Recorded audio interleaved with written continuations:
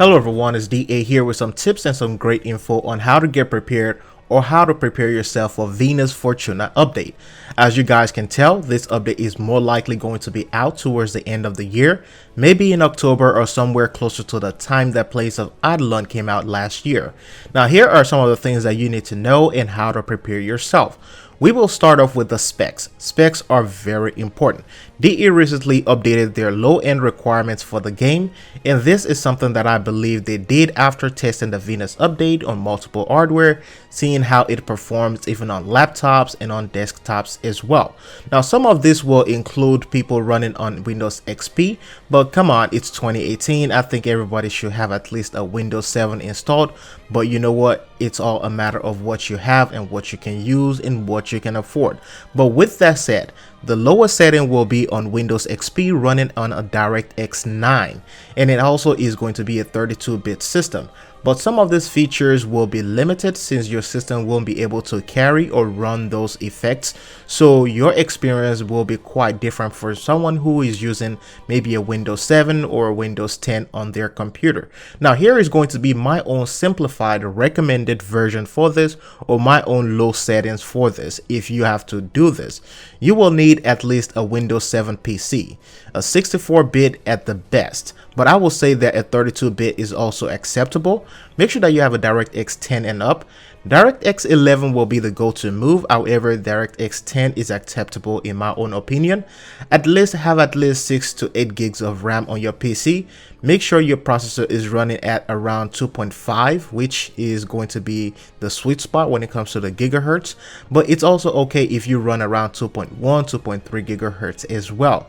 I've seen it run on systems like that and lower before. Now this update is going to be well optimized, so I don't think you need to worry much about a lot of these things, but I will suggest that you have at least 256 gigs and higher when it comes to your hard drive space, because you need to have enough space for Warframe and your other programs to run as well. Now let's get into the grainy part of things, where I believe is going to be a big part of PoE, a big part of Venus. Graphics cards will be important, and I began testing a lot of these things because I felt it would be very important to let you guys know how these things performed. I tested it with a couple of friends. We tested it on different laptops, low-end PCs and high-end PCs, and we narrowed it down to a GTX 1050. That is going to be the good spot to start. Now a 960 is also a great thing, a 1030 is also nice. However, for me personally, I think a 1050 is going to be the sweet spot. It is a little bit cheaper now at my local Best Buy. A 1050 is around $150 to $200, and you can even get some of them on eBay or different websites for maybe under $100. Now I will not advise that you get a used graphics card, but you know what, if that is what you can afford, then go for it. Now when it comes to the graphics memory on these graphics cards, I will say start off around 2 gigs, 3 gigs of graphics memory. Now I'm not saying that your PC won't be able to run on the lower specs, but this is going to be the sweet spot for a lot of you guys to get that seamless and smooth transition. And when you get into the game, start running things on minimum as well. Turn off your VSync and your blur effects, because those are just crazy. I don't know why they still have it, but I guess some people love it. Also, I will advise that you turn off the gore effects and test these things on PoE to see how it performs, and then you can start scaling things and dialing things back up. Lastly, on the specs, every time we receive an update, there is always a feature in the client that lets you know that you are able to optimize your files. This feature will delete unused assets in the game and rearrange the current ones, and one of the things that I noticed is that it makes your missions load quicker and also makes your gameplay smoother. Now as far as the gameplay is concerned, you need to start stashing on your former. Former will be very important. You need to get your former game on as soon as possible. We will be seeing several new weapons and new warframes added into the game. In addition to that, we will also be having the kit guns on Venus, which is going to be the moddable sidearms.